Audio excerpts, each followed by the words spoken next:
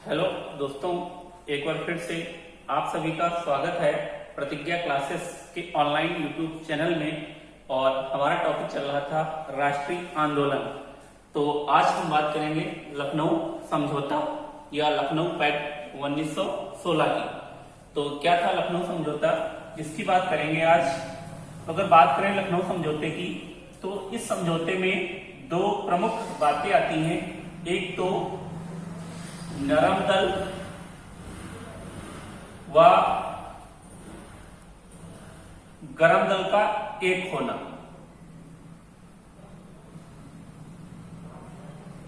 और जो दूसरी बात आती है इसी अधिवेशन की प्रमुख बात है कि कांग्रेस व लीग के बीच समझौता।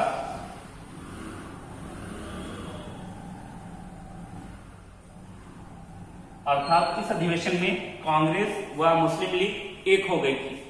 अगर बात करें नरम दल व गरम दल का एक होना, क्योंकि 1960 के अधिवेशन में जो कांग्रेस का वार्षिक अधिवेशन सूरत में आयोजित किया गया था, उसमें कांग्रेस दो दलों में विभाजित हो गई थी, एक उदारवादी, दूसरा उग्रवादी। जो उदारवादी नेता थे वो नरम दल के नेता कहलाए, जबकि जो उग्रवादी नेता थे वो गरम दल के नेता कहलाए।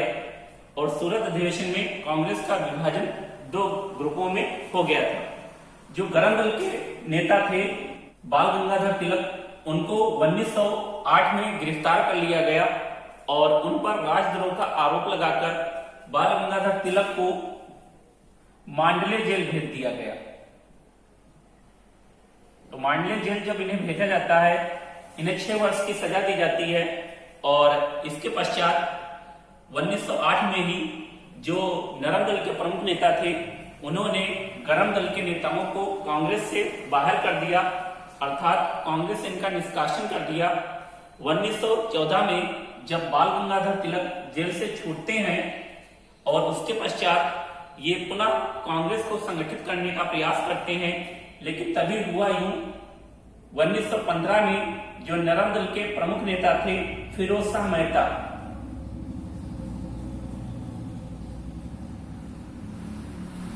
और गोपाल कर्ण गोखले,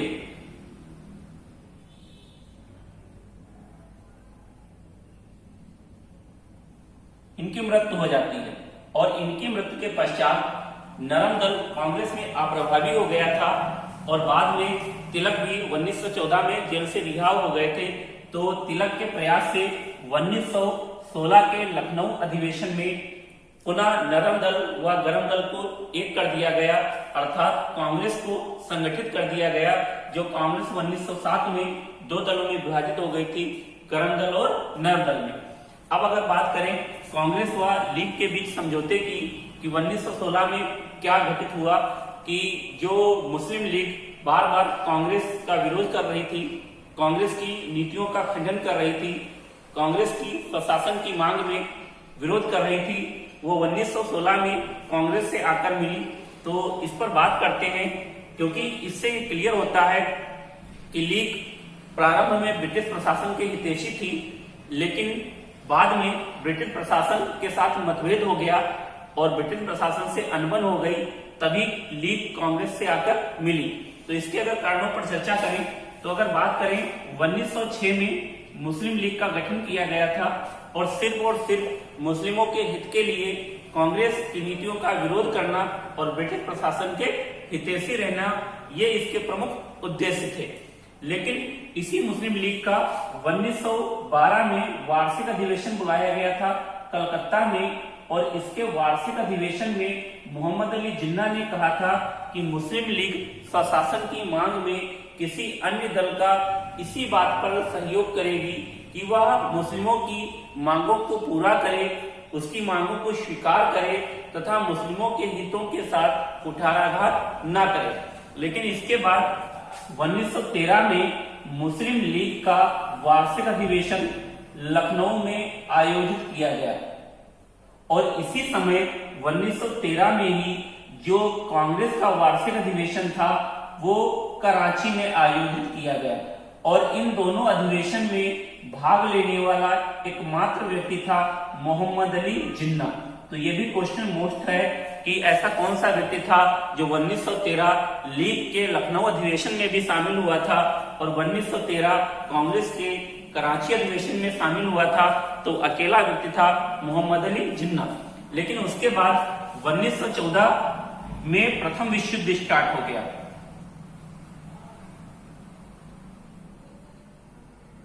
तो 1914 में प्रथम विश्व युद्ध प्रारंभ हो जाता है, जो 1914 से लेकर 1918 तक चला था।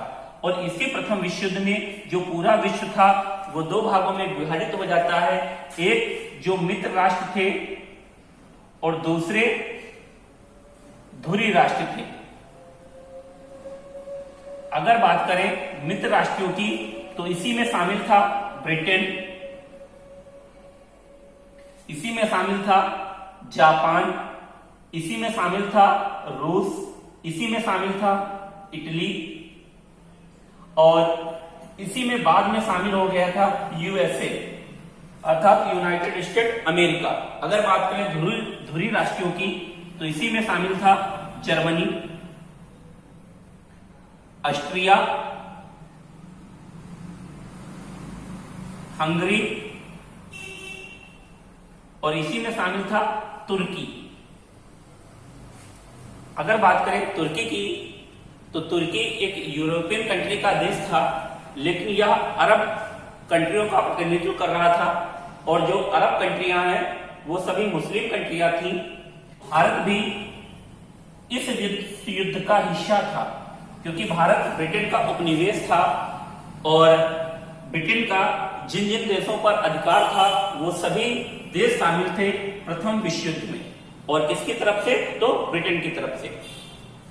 भारत के जितने भी दल थे जैसे कांग्रेस या अन्य कोई भी दल थे तो वो सभी ब्रिटेन का सहयोग कर रहे थे प्रथम विश्व युद्ध में, इसलिए कि ब्रिटेन विश्व युद्ध खत्म होने के बाद अर्थात प्रथम विश्व युद्ध खत्म होने के बाद स्वशासन की बात को मान लेगा, अर्थात जो हम स्वशासन की मांग कर रहे हैं उसको स्वीकार कर लेगा और युद्ध के बाद हमें आजाद कर देगा। इस बात को लेकर जितने भी कांग्रेसी नेता थे, जितने भी भारतीय दल थे वो प्रथम विश्व युद्ध में ब्रिटेन का सहयोग कर रहे थे और इसी प्रथम विश्व युद्ध में मुस्लिम लीग भी ब्रिटेन का सहयोग करने के लिए राजी थी। उसका एक कहना था क्योंकि दुनिया भर के मुसलमान थे वो तुर्की का जो सुल्तान था उसे मानते थे अपना खलीफा। और ये जो अरब कंट्रियां हैं यहीं पर मुस्लिम लोगों के धार्मिक स्थल हैं जैसे मक्का मदीना और भी जितने भी हैं। तो तुर्की जो था वो ब्रिटेन के खिलाफ था और इसी बात को लेकर मुस्लिम लीग के सदस्य या अन्य भारतीय मुसलमान कह रहे थे कि हम प्रथम विश्व युद्ध में सिर्फ एक बात पर आपका सहयोग करेंगे कि आप हमारे धार्मिक स्थल को कुछ नहीं करोगे, हमारे सुल्तान को कुछ नहीं करोगे। तो ब्रिटेन ने आश्वासन दिया था कि आप प्रथम विश्व युद्ध में हमारे साथ भाग लीजिए, हम आपके धार्मिक स्थलों को हानि नहीं पहुंचाएंगे। लेकिन तभी एक युद्ध आता है बाल्कान युद्ध जो 1915 में हुआ था और उसके बाद दुनिया भर के मुसलमान थे जो भारतीय मुसलमान थे वो ब्रिटेन के भी खिलाफ हो गए थे क्योंकि ब्रिटेन अपनी नीतियों पर खरा नहीं उतरा था, उसने इन लोगों की बात स्वीकार नहीं की थी। इसके पश्चात 1915 में कांग्रेस का वार्षिक अधिवेशन बंबई में आयोजित किया जाता है और 1915 में ही लीग का भी वार्षिक अधिवेशन बंबई में एक साथ आयोजित किया जाता है। तो 1915 कांग्रेस का अधिवेशन बंबई में आयोजित किया गया था। 1915 में ही जो है लीग का वार्षिक अधिवेशन बंबई में आयोजित किया गया था और इसी अधिवेशन में मोहम्मद अली जिन्ना और बाल गंगाधर तिलक ने कहा था कि जो 1916 में वार्षिक अधिवेशन होगा उस अधिवेशन में कांग्रेस और लीग दोनों साथ अपना अधिवेशन आयोजित करेगी, अर्थात दोनों एक ही अधिवेशन में भाग लेगी। और ध्यान रखना 1916 में जो अधिवेशन आयोजित किया गया था 1916 में लखनऊ में, उस अधिवेशन में कांग्रेस और मुस्लिम लीग एक साथ भाग लेती है और कांग्रेस और मुस्लिम लीग के बीच समझौता होता है और दोनों एक हो गई थी। इस अधिवेशन का अध्यक्ष चुना जाना था बाल गंगाधर तिलक को, लेकिन बाल गंगाधर तिलक सर वैलेंटाइन सिरोल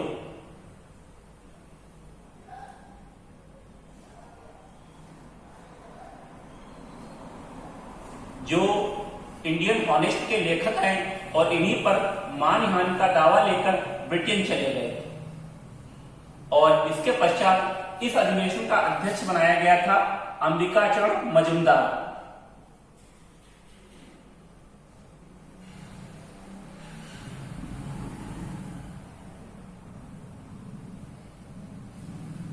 तो ध्यान रखना कि लखनऊ अधिवेशन का अध्यक्ष बनाया गया था अंबिकाचरण मजुमदार को, लेकिन इस अधिवेशन का अध्यक्ष चुना जाना तय था बाल गंगाधर तिलक को।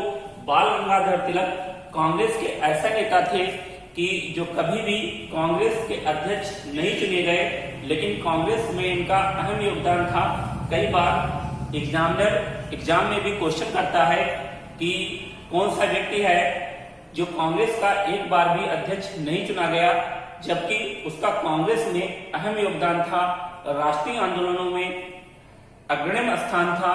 तो उसमें 4 ऑप्शन दे दिए जाएंगे, महात्मा गांधी, जवाहरलाल नेहरू और अंबिकाचरण मजुमदार, बाल गंगाधर तिलक। तो हमेशा ध्यान रखना बाल गंगाधर तिलक कांग्रेस के अध्यक्ष पद के लिए 2 बार नॉमिनेट किए गए थे। एक बार 1907 सूरत अधिवेशन और दूसरी बार 1916 लखनऊ अधिवेशन। 1907 सूरत अधिवेशन का अध्यक्ष बनाया गया था रास बिहारी घोष को, जबकि 1916 लखनऊ अधिवेशन का अध्यक्ष बनाया गया था अंबिकाचरण मजुमदार को, ना कि बाल गंगाधर तिलक को। बाल गंगाधर तिलक मोहम्मद अली जिन्ना व एनी बेसेंट के प्रयास से कांग्रेस व मुस्लिम लीग एक हो जाते हैं और 1916 में इनके बीच समझौता होता है। तो प्रमुख बिंदु हैं, कौन कौन से बिंदु हैं, क्या क्या समझौता हुआ था। तो पहली इनकी बात स्वीकार की थी कांग्रेस ने कि मुसलमानों की जनसंख्या से अधिक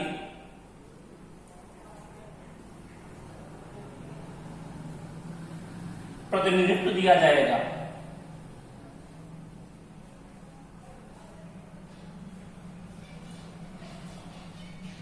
व्यवस्थापिका में, अर्थात स्वीकार किया कि मुसलमानों को उनकी जनसंख्या से अधिक व्यवस्थापिका में प्रतिनिधित्व दिया जाएगा, अर्थात उनकी सीटें आरक्षित की जाएंगी। दूसरी बात स्वीकार की थी पृथक निर्वाचन की, अर्थात मुसलमानों को पृथक निर्वाचन दिया जाए, क्योंकि 1909 में भारत शासन अधिनियम में पहली बार कहा गया था कि मुसलमानों को पृथक निर्वाचन दिया जाना चाहिए। अर्थात 1916 अधिवेशन में कांग्रेस ने सांप्रदायिकता को भी स्वीकार किया था, अर्थात सांप्रदायिकता के आधार पर मुसलमानों को आरक्षण दिया जाना चाहिए। अगर बात करें तीसरे बिंदु की, तो मुस्लिम लीग ने कहा था कि जहां पर मुसलमानों की संख्या कम है वहां पर हमें ज्यादा आरक्षण चाहिए, ज्यादा सीटें चाहिए, और जहां पर मुसलमानों की संख्या ज्यादा है वहां पर हमें कम आरक्षण चाहिए, अर्थात कम सीटें चाहिए। तो ये 3 बिंदु थे और इसी अधिवेशन में 19 सूत्री मांग पत्र पेश किया गया था ब्रिटिश प्रशासन से। तो ध्यान रखना 19 सूत्री मांग पत्र की प्रमुख बातें थी। इसी अधिवेशन में हमने कहा था कि हमें जल्द से जल्द स्वशासन प्रदान किया जाए, अर्थात 19 सूत्री मांग पत्र में पहली बात थी कि हम भारतीयों को जल्द से जल्द स्वशासन प्रदान किया जाए। दूसरी मांग की गई थी प्रांतीय व गवर्नर विधान परिषद में सीटें बढ़ाई जाए, अर्थात भारतीयों की संख्या बढ़ाई जाए। और जो तीसरी मांग थी वो वायसराय की कार्यकारिणी में आधे से ज्यादा भारतीय होने चाहिए। अर्थात तीसरी मांग की गई थी कि वायसराय की जो कार्यकारिणी है उसमें आधे से ज्यादा भारतीय होने चाहिए। तो ये लखनऊ अधिवेशन की प्रमुख बातें थी और इसी अधिवेशन में नरम दल व गरम दल एक हो गया था। कांग्रेस व लीग के बीच समझौता हुआ था। यह समझौता 1922 तक चला था क्योंकि महात्मा गांधी ने अपना असहयोग आंदोलन असमय समाप्त कर दिया था और इसके पश्चात मुस्लिम लीग और कांग्रेस पुनः अलग हो गए थे। मुस्लिम लीग अपने आगे कार्य करने लगी थी और कांग्रेस अपना आगे कार्य करने लगी थी। इस अधिवेशन के बाद क्लियर हो गया था कि भविष्य में भारत का विभाजन होना तय है, क्योंकि इस अधिवेशन में कांग्रेस ने मुस्लिम लीग द्वारा की गई मांगों को स्वीकार कर लिया था। अर्थात पृथक निर्वाचन की बात स्वीकार कर ली थी। उनको प्रांतीय विधान परिषद में आरक्षण प्रदान करने का आश्वासन दिया था, अर्थात समर्थन किया था और कहा भी था कि हम तुमको आरक्षण दिलाएंगे।